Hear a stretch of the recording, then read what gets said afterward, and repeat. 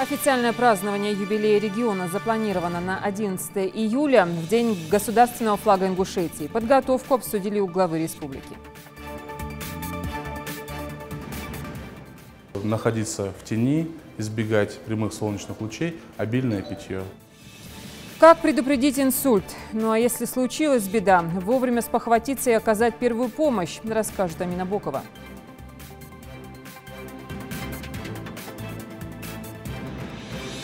Не рубите, мужики! Представители комитета лесного хозяйства и сотрудники правоохранительных органов провели рейд по лесопилкам.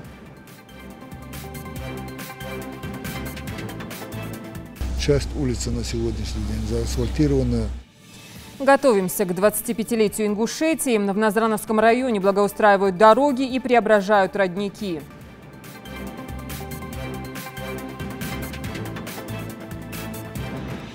В рамках этой акции музей начал пополняться новыми экспонатами. Например, вот эту маслобойку, которая примерно 80 или 90 лет, принес Султан Мережков.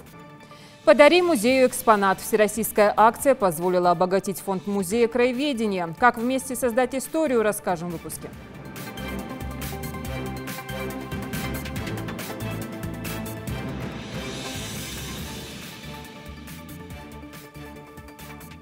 Добрый вечер. Это новости 24.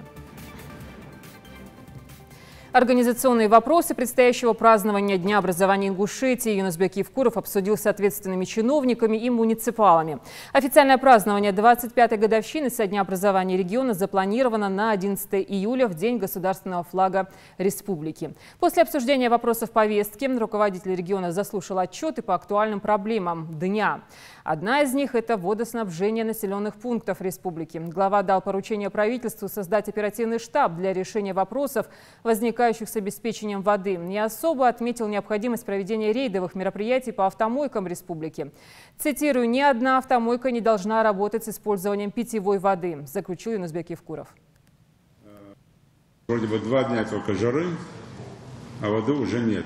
Обозначали там и Плиева, и Яндери дома, и улица Московская, ну все там обозначали. Но сейчас почему-то 2 дня там жара и как-то воды нет.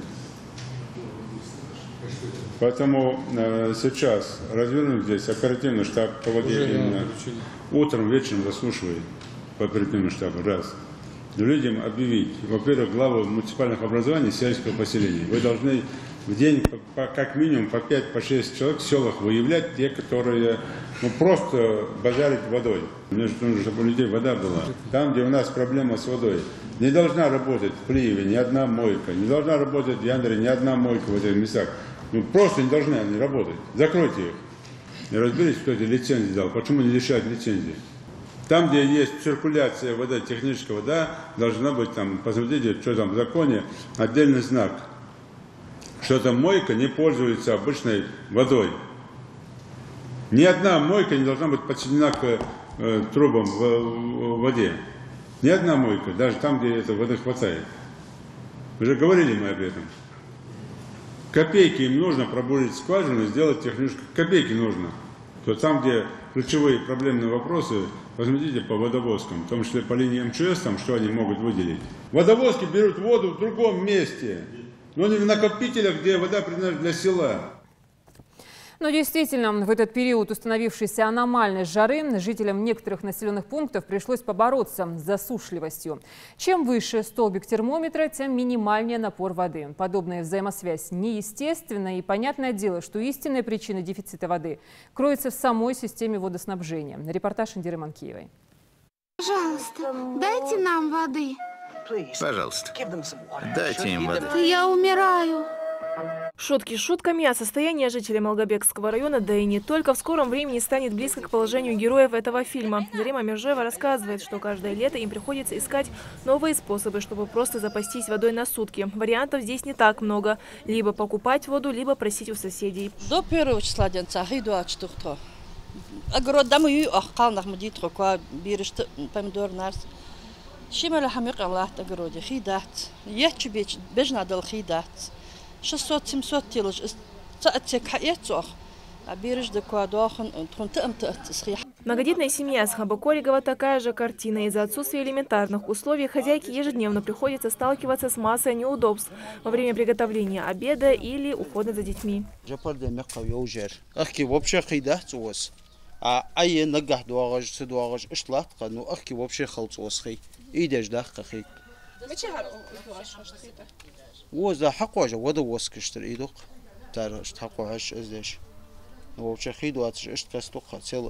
Столбики термометра достигают 40 градусов, а тем временем в селении Сагапши 13 улиц остаются без воды. По словам главы местной администрации, проблема в том, что вода в населенный пункт поступает из Сунжи, и ее просто не хватает на население 2 районов.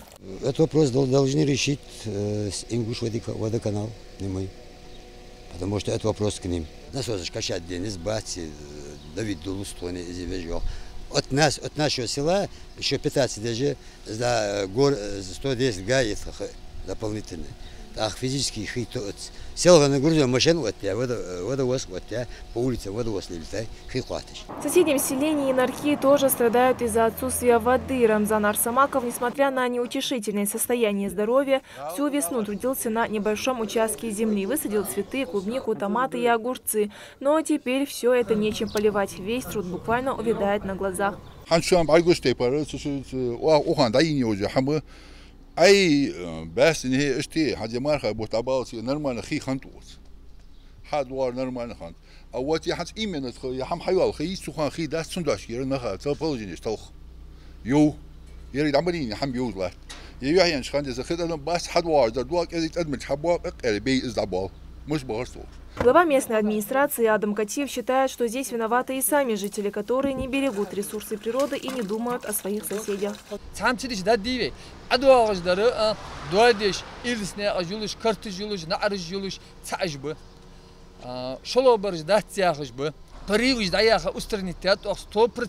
На сегодня число цапаривятся. Паривич даяхай, метик яй, задишкяж бог бежи, накопители жолыжи. Уровень потребления воды напрямую зависит от погоды, а по прогнозам синоптиков нас ожидают очень жаркие летние месяцы. Стоит отметить, что буквально накануне глава региона дал поручение обеспечить ежедневный подвоз питьевой воды во все населенные пункты республики. Также еще одна вынужденная мера – приостановить на время работу большей части автомоек. Это должно помочь хоть как-то улучшить ситуацию с водой. Индира Манкиева, Майрбек Миржоев, Новости 24. Как уже было сказано, по поручению Юнусбека Евкурова в правительстве организован оперативный штаб для решения вопросов, возникающих с обеспечением воды. Перебои происходят в селениях Инарки, Сагапши, Троицкая, Киюрт, Барсуки, Назрановский район, Карабулаки и в Сунже. Для обеспечения питьевой водой населенных пунктов республики предприняты меры по увеличению дебита добываемой воды путем запуска резервных скважин и источников водоснабжения. Кроме того, задействованы водовозки для подвоза воды. Объем поставляемой воды населению превышает более чем в 2 раза. Премьер призвал присутствующих на совещании проводить информационно-разъяснительную работу с населением на местах по рациональному использованию питьевой воды. Работа по восстановлению водоснабжения проводится в каждом населенном пункте. Правительство держит данный вопрос на строгом контроле. Но тяжелее всего в летний период гипертоникам, людям с нестабильными показателями давления. Метеоперепады способны спровоцировать даже инсульт. Врачи об этом предупреждают и дают несколько ценных советов. Смотрим и запоминаем репортаж Амины Боковой. Что такое инсульт, Рукет Патиева знает не понаслышке. Несколько лет назад женщине поставили диагноз сахарный диабет. Однако большое значение этому Рукет не придавала. Пропускала прием медикаментов и не соблюдала диету. В один момент организм не выдержал. Инсульт. Депрессия, тяжелый, прикованный, металлай. Хан хана, молх, молож, малха, лор, лож, хи, молож, что из-за тяжелых. Уже несколько дней в Ингушетии царит аномальная жара. Столбики термометров достигают 40 градусов. От жары страдают все, но сложнее всего гипертоникам, ведь вероятность инсульта в таких условиях возрастает в 2 раза. Это подтверждает статистика Республиканской клинической больницы. Врачи предупреждают, простые меры безопасности необходимо соблюдать всем. Многие пациенты отказываются полностью либо частично от приема медикаментов и также не соблюдают простые правила. То есть находиться в тени избегать прямых солнечных лучей, обильное питье. Инсульт – одна из главных причин смерти и инвалидности как в мире, так и в России. Треть людей, перенесших его, каждый день нуждаются в посторонней помощи. 20% не могут передвигаться самостоятельно, и лишь 8% выживших возвращаются к прежней жизни и работе. С виду вполне здоровый человек также может получить инсульт, поэтому признаки недуга необходимо знать каждому. Даже если здоровы вы, помощь может понадобиться вашим близким. Первое, на что нужно обращать внимание, это изменение сознания. То есть человек становится сонливым, вялым, либо резко теряет сознание. Второе, может появиться перекос лица. Заметить это легко, человек просит улыбнуться, либо открыть рот, и тогда мы видим, что один уголок рта опущен. И может, как говорится, также наблюдаться проблема с глазными щелями. Ни в коем случае не стоит пытаться помочь больному самостоятельно. Каждая минута может оказаться последней, ведь больному может понадобиться экстренное хирургическое вмешательство. Однако такого сценария все же можно избежать. Статистика показывает, 80% преждевременных инфарктов и инсультов – результат неправильного питания, отсутствия физической активности, а также употребления табачных изделий и алкогольных напитков. Также очень важно не пренебрегать визитами к врачу и следить за уровнем холестерина и кровяного давления. Амина Бокова, Магомед Урусханов, Новости 24. Использование земель селения Насыр-Корт, расположенных вдоль автодороги Кавказ, обсудили на правительственном заседании. У инвесторов, строящих там объекты, периодически возникают споры с некоторыми местными жителями, которые считают себя собственниками этих земельных участков. В свое время, пользуясь служебным положением и связями, они брали эти земли в долгосрочную аренду, но не использовали их по назначению. Власти республики приняли решение изъять их и передать инвесторам под строительство социальных объектов. Цитирую, «Никто больше в щадящем режиме с ними разговаривать не собирается. Сегодня мы намерены поставить точку в законности по этому вопросу», заявил Юнусбек Евкуров в ходе заседания. Он поручил земли, используемые не по назначению, изъять и передать в ГУП Насыр-Кортское. Совету безопасности было дано указание совместно с правоохранительными органами разобраться во всех случаях вымогательства у них денежных средств со стороны так называемых хозяев этих земель и жестко пресекать. Крайне странно, когда группа лиц делит государственную землю и лезет в государственное имущество. И никто из власти не может там их остановить на каком-то пути. Объяснить, что это не ваша земля, это государственная земля. И куда ни посмотришь, одни и те же везде. Я, к примеру, устал уже от всего этого. Нету ни одного, вот я сколько помню, что на Айбегу, что в Назране, что в Малгобеке, что в Сурхахах, куда бы ни ходили, где бы что ни строили, обязательно появляются. Это наша земля, мы в 2004 году купили, мы в 1997 году купили, здесь когда-то наши предки жили. Не то, что в радиусе, там, где человек живет, по всей республике. Но так же не бывает. Здесь я больше обвиняю здесь в этих вопросах и Министерство имущества, и профильное министерство, чья земля, то ли это Минсельхоз, то ли другие министерства. Поэтому попрошу жестко на эти вещи реагировать. Еще одна проблема. Как что-то происходит, вроде все жалуются, а написать заявление не могут ни в прокуратуру, ни в МВД. Начальники ГОВОДа, РОВОДа, прокуроры районов, городов, даже если нет заявлений, надо эти общие настроения людей видеть, чувствовать. Не по тому, как уже что-то произошло, работать, а чувствовать эти настроения. И если даже уже где-то, если даже уже это засветилось, тем более беседы проводить с этими людьми. Есть одно пригласить на беседу. Мы же закон не нарушаем, так нет? Если пригласим на беседу. Предупредить под роспись. Что-то противоправно, что-то незаконно. Безнаказанно пользоваться богатствами леса тоже не получится. Представители Комитета лесного хозяйства и сотрудники правоохранительных органов вновь провели проверку по выявлению фактов незаконной добычи древесины. Особых нарушений не зафиксировали. Но рейд по лесопильным цехам Али-Юрта и селения Сурхахи послужит напутствием для других предпринимателей, расскажет Юсуп Гелисханов.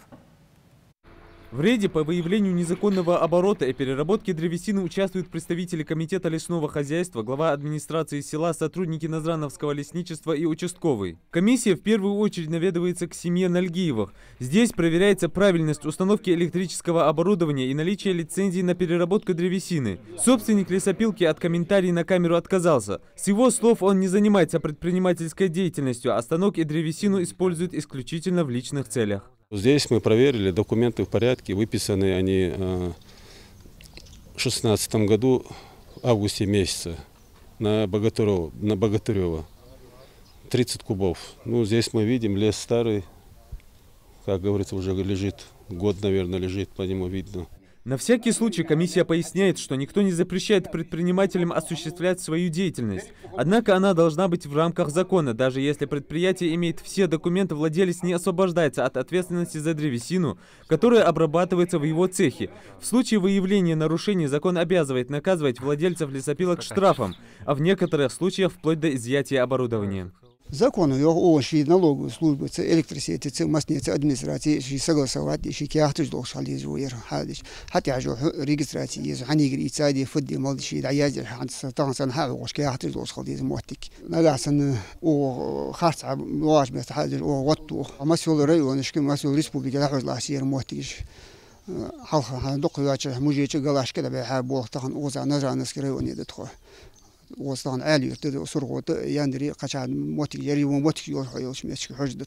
соседнем селении Сурхахи участники рейда наткнулись на еще один цех по переработке дерева. Хозяина на месте не оказалось, и, судя по состоянию пилорамы, здесь уже давно не работает с деревом. Поэтому и вопросов у комиссии нет. Сельские поселения Сурхахи и Алиюрт особенно богаты лесами, которые требуют должного ухода и охраны. Именно поэтому для сегодняшнего рейда комиссия выбрала эти населенные пункты.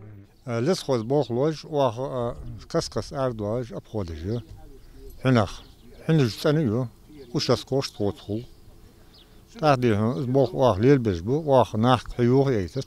Халяца уах сагвас пока хюх эштиртр. В ходе рейда было проверено несколько объектов, где так или иначе работают с древесиной. Нарушений комиссия не выявила. Сотрудники лесного хозяйства республики заверили, что такие рейдовые мероприятия по незаконной вырубке деревьев и их обработке будут проводиться по всему региону систематически. Юсуп Гелесханов, Хаваш Гойгов, Новости 24. 25 благоустроенных родников к юбилею республики. Соответствующее указание было дано главой региона еще в начале года. После очистки реки Назранки жители улицы Левобережная на Сыркорте приступили к ремонту природного источника, который на протяжении последних нескольких лет находился в плачевном состоянии. Пока работы по благоустройству не закончены, к празднованию юбилея республики неравнодушные жители улицы планируют облицевать территорию родника природным камнем, отремонтировать беседку и установить у источников фонари. Ер болдук, ер сундагда, отходящдагда, цирроз болдук, я хаспал. Я не могу сказать, что сахан бяпян, али что вас, ну мы что это война, ворхи дяхан, сбалж бок я хасп. Так что, когда плачевный ер он ситуация, когда тоже в прошлом году да даже чехи, а то бяпкер, фашт могут делать. В Назране полным ходом идет подготовка к празднованию 25-летия республики. На улице Московская, Южная, Гайрбек-Хаджи, Халмурзаева и Бузуртанова встретят праздник благоустроенными. На последней сейчас развернулись ремонтные работы. После прокладки новой водопроводной сети местные власти решили полностью заменить дорожное полотно. Укладку асфальта завершили уже на половине улицы. Здесь же оборудовали подземные ливневые стоки. Параллельно ведутся строительные работы еще на нескольких улицах. Благоустройство планируют завершить уже к концу недели. Ранее было асфальтодорожное полотно, которое пришло абсолютно неугодность. До этого мы здесь поменяли водяную трубу. Сейчас, как мы видим, здесь мы проложили ливневую канализацию протяженностью 300 метров. Это участок, где необходимо было провести забор полотна. Вырезку полотна нельзя было проводить, и провели мы дренажную трубу, и следующим этапом идет выравнивание полотна и асфальтирование улицы. Часть улицы на сегодняшний день заасфальтирована, остальная часть будет заасфальтирована в течение 2-3 дней. Продолжая тему реконструкции дорожного полотна, отметим, что в Суржинском районе отремонтировали участок, который берет свое начало на федеральной трассе «Кавказ» и выходит на населенные пункты Нестеровская, Алхасты, Алкун. Протяженность дороги чуть больше 13 километров. Обновление позволило разрулить проблему дорожной развязки. Репортаж Зульфии Мислауровой. Когда одним мороженым уже не охладиться, остается только выезжать на речку. Тем более, что для жителей Нестеровской проложили новую дорогу. Багаудин Хамхоев признается, что теперь привычный маршрут от дома до Асты занимает вдвое меньше времени. Новое дорожное полотно решает и самую главную социальную проблему.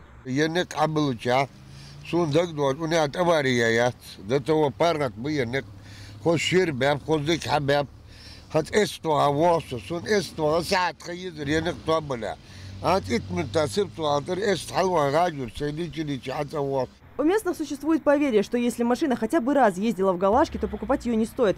Теперь об этом можно забыть. Круговая развязка удобно устроена для всех участников дорожного движения, в том числе и пешеходов. Она благоприятствует тому, чтобы устранить очаг дорожно-транспортных происшествий на этом узле дороги. Была большая работа по усилению основания дорожной одежды с устройством двух, а в некоторых местах и трехслойного основания из песчано-гравийной смеси и других материалов.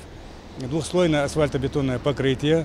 Я должен сказать, что асфальтобетон, который здесь был использован, очень высокого качества. Протяженность трассы более 13 километров. Свое начало она берет на федеральной дороге «Кавказ» и выходит в населенные пункты Нестеровска, Алхасты и Алкун. Жители селения Алхасты, не переживая за безопасность, могут спокойно передвигаться по вновь построенным пешеходным дорожкам и тротуарам, которые четко огорожены от проезжей части бордюрным камнем. Помимо прочего, здесь установили и железобетонный водоотводный лоток, который служит для сохранности новой дороги, что очень актуально в сезон дождей. Именно этих лотков так не хватило многим населенным пунктам в период ливней. Мустафа Ганиев уже в юном возрасте понял всю прелесть развитой дорожной инфраструктуры. Теперь поход в школу выглядит куда безопаснее.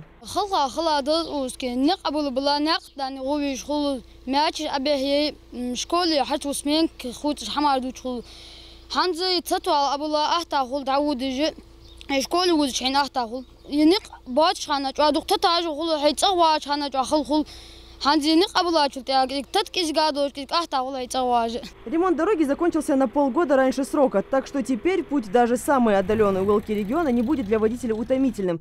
Зульфия Мислаурова, Амина Бокова, Рахман Цуров, Новости 24. Центр информационных коммуникаций «Рейтинг» обновил результаты исследования популярности глав регионов, где отметил стремительный взлет Юнусбека Евкурова. Он поднялся на третью позицию второй группы рейтинга среди руководителей республик России. Субъектов России, простите. В статье ЦИКа «Национальный рейтинг губернаторов России» за май-июнь подъем главы Ингушетии связывают с повышением роста экономических показателей. Помимо экономики отмечается хорошая продолжительность жизни в регионе, в среднем до 80 с лишним лет. Но, к примеру, в Дагестане 77 с лишним. Национальный рейтинг составляется не только с помощью заочного анкетирования, но и посредством заочных и очных опросов представителей экспертного сообщества. Именно поэтому его результаты можно и нужно считать объективной оценкой деятельности губернаторов.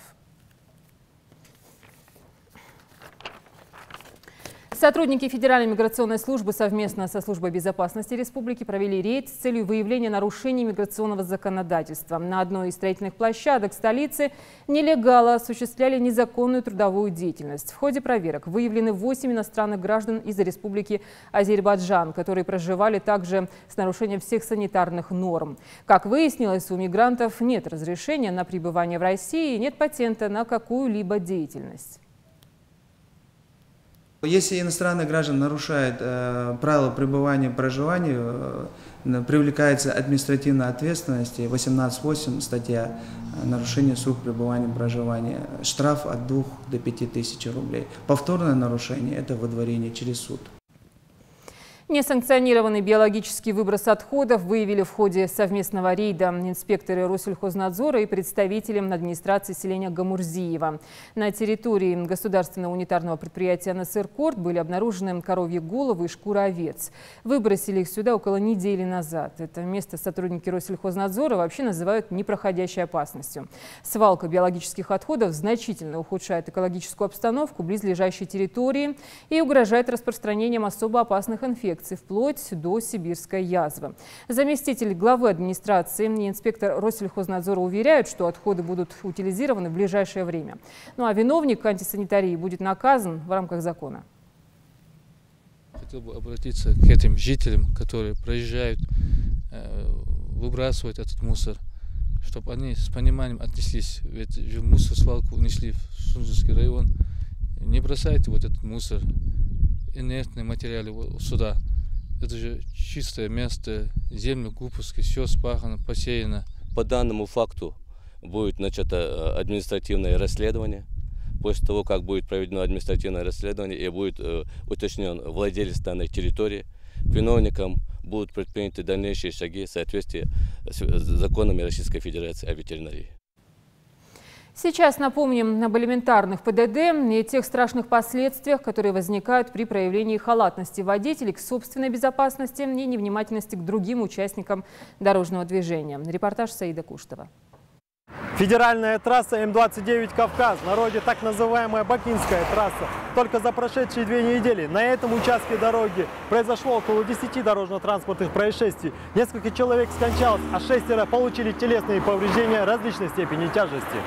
Ввиду своей неопытности, горячей крови в жилах, нужде адреналина, молодые люди часто расплачиваются за это жизнью, а в лучшем случае проводят остаток дней в инвалидной коляске. Острая проблема на дорогах Ингушетии прослеживается в последнее время, особенно на федеральной трассе М-29, которая унесла не один десяток молодых жизней. Менталитет ингушей всегда славился своей отзывчивостью, но после совершения ДТП каждый пытается оказать непрофессиональную помощь, не понимая, что это может подвергнуть к риску, говорит фельдшер медицины катастроф. Хотелось бы попросить не оказывать непрофессиональную помощь, потому что в большинстве своем наиболее частой причиной травматизации людей это является неправильная транспортировка этих людей.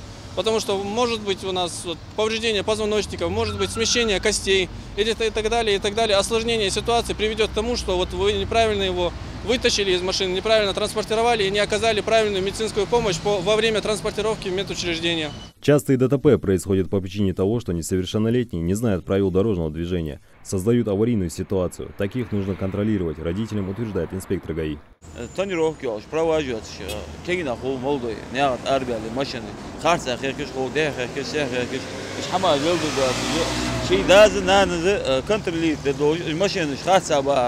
Без водительского удостоверения правил дорожного движения соблюдать. Выезжая навстречу, совершая обгоны в неположенном месте, молодые лихачи подвергают к риску других автомобилистов, говорят водители со стажем. Садятся за руль молодые, которые нет опыта вождения и в основном нарушают такие правила, как пересекают сплошную линию в основном и навстречу идут. Это очень два таких самые и превышение скорости в основном. Дела духан рождает удер вор сахвок. Тансагу уступкет. Машин социальная отсакат вальта хавири. Техлачер сигналет вода дает хода дагитяж. Ай сабурди хатвал мука хатвал тяж. Хатвал тсагват болш бахир удер вор удрук. К элементарному соблюдению правил безопасности призывают и богословы. Они, в свою очередь, приводят аяты священного Корана. Делайте пожертвования на пути Аллаха и не обрекайте себя на гибель. Как правило, тех, кто следует этим истинам, несчастные случаи на дорогах обходят стороной.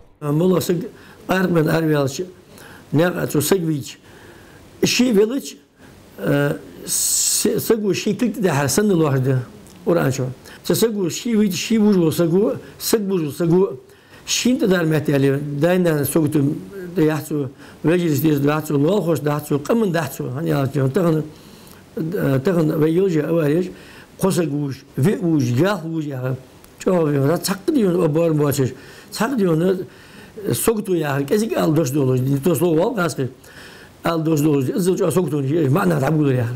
Не всегда злой рок является причиной ДТП. По статистике, они происходят ввиду неопытности не только несовершеннолетних, но и тех, кто находится в наркотическом или алкогольном опьянении. Саид Куштов, Хаваш Гойгов, Новости 24.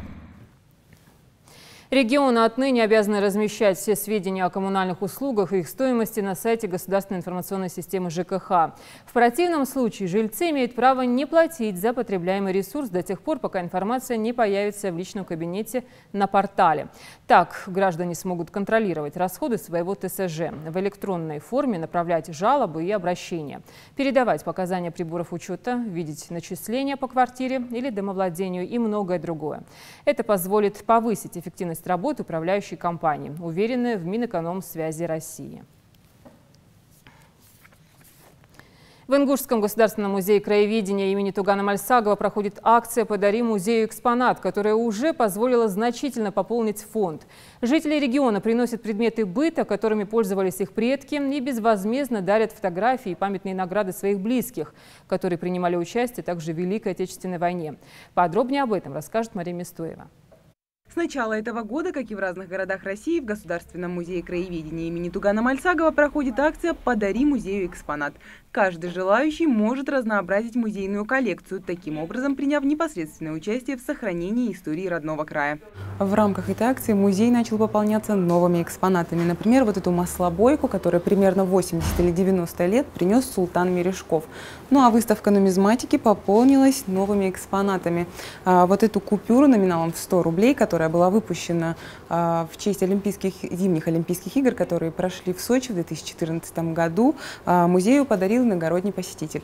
А вот эту монету, которая выпущена в честь предстоящего чемпионата мира по футболу, принесла сотрудница музея. У каждого экспоната здесь своя история. Эту прялку в день депортации мать Мусы Оздоева спрятала в доме, а по возвращении еще много лет пользовалась ею, превращая шерсть в толстые нитки. Почти каждую неделю в музей приходят жители, которые хотят, чтобы частица их истории, их семьи, осталась на долгие годы в этих экспозициях. Это одни из последних поступлений в наш музей. Судьба Цичоева Халита нам известна. Его имя увековечено на аллее славы в городе Брест. Перед смертью совершил свой героический подвиг, то есть им был сбит первый вражеский самолет. Обо всем этом узнала спустя годы, после того, как уже выросла его дочь. Она сказала, что я боюсь, что эти фотографии останутся не у дел после, не дай бог, плохого конца, и она решила их передать нам в музей. В зале боевой славы музея висят десятки мундиров с наградами героев Великой Отечественной войны. В канун Дня Победы Лейла Плиева, вдова защитника Брестской крепости, участника Курской битвы Сафарбека Плиева, подарила музею парадный китель мужа со всеми медалями и орденами. Китель Сафарбека Плиева стал основой всей коллекции. Это наглядное пособие для подрастающего поколения, чтобы люди воочию видели, каких героических подвигов достигали наши соотечественники. Каждый пришедший в музей без сомнения, без капли сомнения мог сказать, что да, этот народ героический, этот народ любит свою родину, что этот народ отдал лучших своих сынов Отечеству, чтобы защитить народ от внешнего врага. Пример подал жителям региона и глава Ингушетии. В музее немало витрин и стеллажей с экспонатами, которые передал именно он. Это и подарки, и семейные реликвии Юнусбека Евкурова. С каждым днем фонд музея становится все обширнее и богаче. Каждого, кто был причастен к этому, здесь знают и помнят по имени. Этот экспонат, это крючок, вот, который подвязывался, наша отчаженная цепь, святая вот, для башни в наших горах, это вот передал Магомед Оздоев.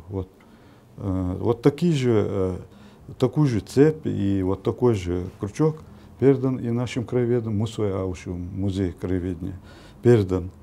Вот очень много экспонатов к нам дает наш поисковик, который работает с нами и очень часто приходит и передает случайные находки.